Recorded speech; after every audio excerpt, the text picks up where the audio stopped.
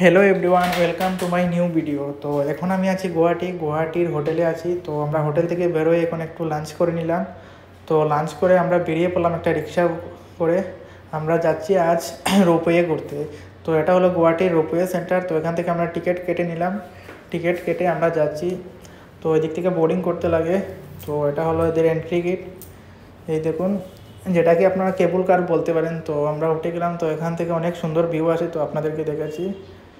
একটা কেবিনে প্রায় 10 জন জায়গা হয়। তো আপনাদেরকে দেখাচ্ছি। তো আমরা উঠে পড়লাম।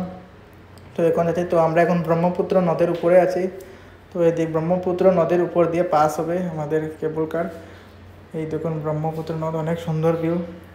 এখানে নিচে উমানন্দ টেম্পলের যেটাকে বলে পিকক আইল্যান্ড, তো এটাও ওখানে আছে।